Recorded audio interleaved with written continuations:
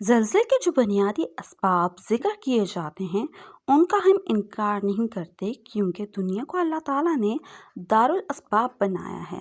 لیکن ہمارا یہ مان و عقیدہ ہے کہ جس طرح پوری کائنات خود بخود قائم نہیں ہو گئی، اس طرح زلزلے خود بخود نہیں آتے۔ اصل میں اس کے پیچھے اللہ کا حکم ہوتا ہے۔ اللہ تعالیٰ کے ارشاد کا مفہوم ہے، لوگوں نے اپنے ہاتھوں جو کمائی کی، اس کی وجہ سے خشکی اور تری میں فساد پھیلا، تاکہ انہوں نے جو کام کیے ہیں اللہ تعالیٰ ان میں سے کچھ کا مزہ انہیں چکھائے، شاید وہ باز آ جائیں۔ سورہ الروم میں فرمایا گیا، یعنی دنیا میں جو عام مصیبتیں لوگوں پر آئیں، مثال کے طور پر قحط، وبائیں، زلزلے اور ظالموں کے تسلط، ان کا اصل سبب یہ تھا کہ لوگوں نے اللہ تعالیٰ کے احکامات کے خلاف ورزی کی، اور اس طرح یہ مصیبتیں اپنے ہاتھوں مول لیں، اور ان کا ایک مقصد یہ تھا کہ ان مصائب سے دوچار ہو کر لوگوں کے دل کچھ نرم پڑیں اور وہ اپنے برے اعمال سے باز آ جائیں۔ نبی اکرم صلی اللہ علیہ وآلہ وسلم اور صحابہ کرام رضی اللہ تعالیٰ عنہم اجمعین نے زلزلے کے آنے کے جو اسباب منقول ہیں ان میں سے چند حسب ذیل ہیں۔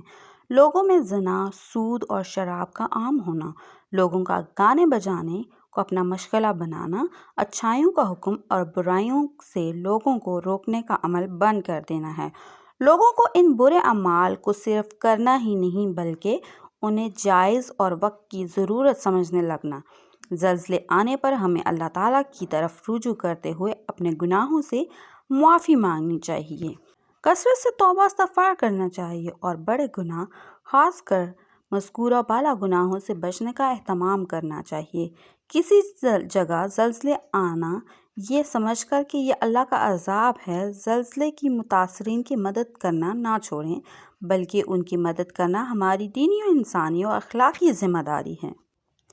اللہ تعالیٰ نے اپنے پاک کلام میں ایک ایسے زلزلے کا ذکر فرمایا ہے کہ جس کے بعد دنیا ہی ختم ہو جائے گی۔ سورہ زلزال کا مفہوم، جب زمین اپنے بھونچال سے جھنجھوڑ دی جائے گی اور زمین اپنے بوجھ باہر نکال دے گی اور انسان کہے گا کہ اس کو کیا ہو گیا ہے، اس دن زمین اپنی ساری خبریں بتا دے گی، کیونکہ تمہارے پروردگار نے اسے یہی حکم دیا ہوگا۔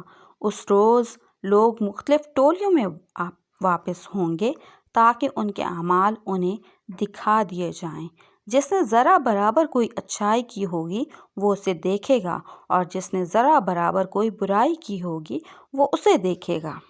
اب آئیے اللہ تعالیٰ نے قرآن کریم میں جو کہا ہے اس کو سمجھنے کی کوشش کریں۔ الفاظ کی تحقیق اذا کے معنی ہیں جب، لیکن جب اس طرح اذا سے کسی چیز کا بیان کیا جاتا ہے تو کسی واقعے کی یاد دہانی کرانا مقصود ہوتا ہے، یعنی اس وقت کو یاد رکھو، اس دن سے ہوشیار رہو جب کہ ایسا ہوگا۔ الزلزال زلزال سے ہے یعنی ہلا دیا جانا۔ الارض کے معنی زمین کے ہیں، یعنی اس وقت کو یاد کرو جب زمین ہلا دی جائے گی۔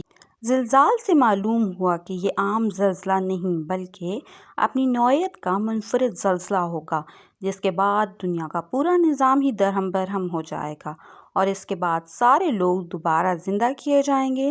قرآن و حدیث کی روشنی میں امت مسلمہ کا اتفاق ہے کہ 2 مرتبہ سور پھونکا جائے گا۔ پہلی مرتبہ سور پھونکنے کے بعد ساری دنیا ختم ہو جائے گی، اور دوسری مرتبہ سور پھونکنے کے بعد حضرت آدم علیہ السلام سے لے کر قیامت تک آنے والے تمام مردے زندہ ہو کر زمین سے اٹھیں گے۔